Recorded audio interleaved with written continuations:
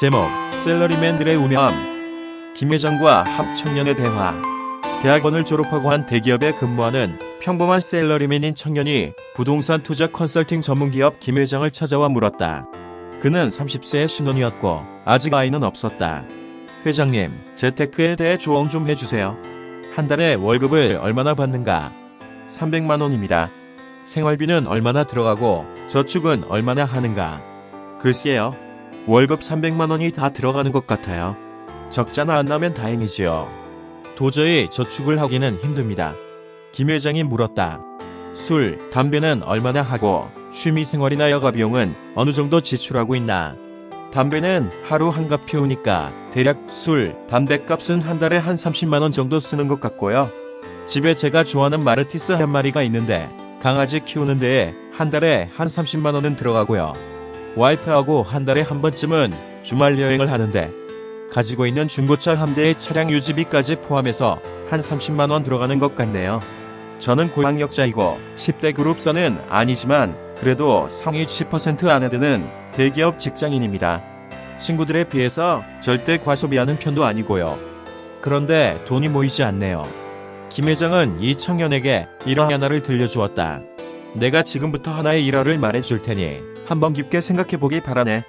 여행객을 태운 배가 조난을 당해 표류하다가 무인도에 20여 명 정도의 여행객이 발이 묶인 채 머무르게 되었는데 사용 가능한 배는 2인승 나룻배밖에 안 남았고 결국 그 나룻배에 선장과 선원 한 명을 태워 육지로 보내 구조를 요청하기로 결정했네.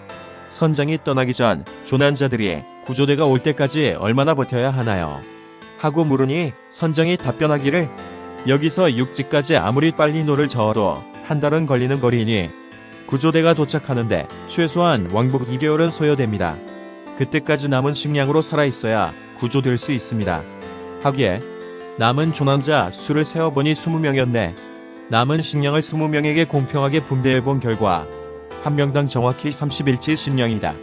하루 3새끼씩 먹는다면 31 먹을 쌀만 남아있었기 때문에 결국 조난자들은 각자가 알아서 하루 3끼씩 31 먹을 양으로 60일을 살아야 하는 상황이 된 것이네. 누구든지 정상적으로 하루 3끼를 다 먹으면 다음 달에는 30일 내내 굶어야 하므로 목숨을 유지할 방법이 없었다는 것이지. 그 와중에도 조난자들의 성향에 따라 생활 패턴이 세 그룹으로 나뉘었는데 첫 번째 그룹은 모여서 토론하기를 아무리 배가 고프더라도 허리띠를 졸라매고 앞으로 60일간 먹을 쌀을 적절히 배분하여 하루에 한 끼 반만 먹는 방법으로 60일 동안 생명을 유지하자 라고 합의하였고, 두 번째 그룹은 사람이 하루 3끼를 안 먹고 어떻게 살아? 하루 3끼 먹는 게 당연하지. 에라 모르겠다. 다음 달엔 어떻게 되겠지? 뭐 사람이 설마 굶어 죽기야 하겠어 하면서 일단 하루 3끼를 다 먹기로 했지. 그런데 이상한 것은 세 번째 그룹이었네. 이 그룹은 한술 더 떠서 인생 뭐 있어 즐기고 보자.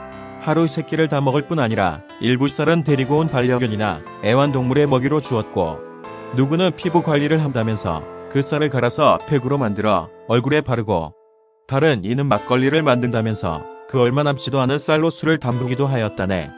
김 회장의 이야기를 듣고 있던 청년이 발끈했다.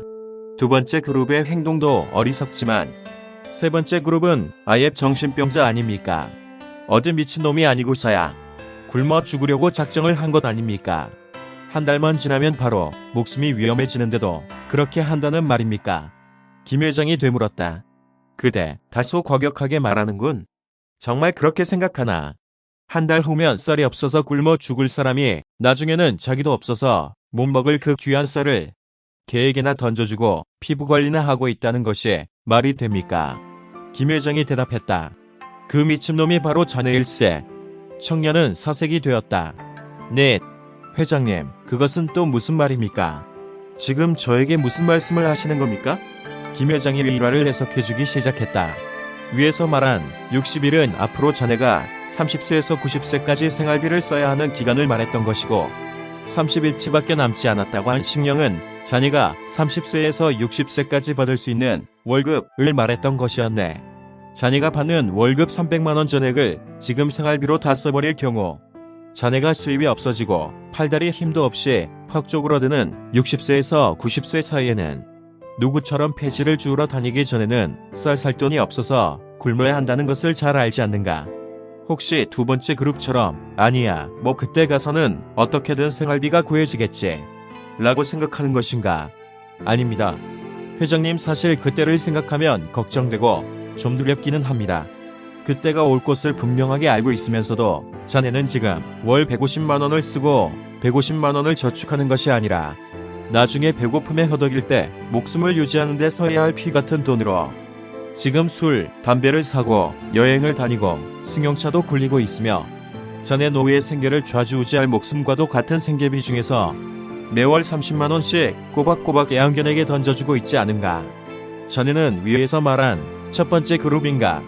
아니면 세 번째 그룹인가? 자네가 세 번째 그룹과 다르다고 생각하나?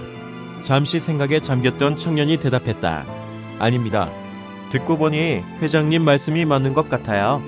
자네가 미친놈이라는 사실에 기분 나빠하지는 말게나. 미친놈이라는 말은 절대로 내가 한 말이 아닐세. 바로 조금 전에 자네 입으로 한 말에 내가 동의한 것뿐이네. 회장님, 그러면 도대체 어떻게 살라는 말씀입니까? 150만 원으로는 도저히 생활이 안 되고 아이도 가질 수 없습니다. 현실을 깨닫고 나니 정말 절망적이네요. 김 회장이 해법을 말해주었다. 근로소득만으로는 해답이 없다네.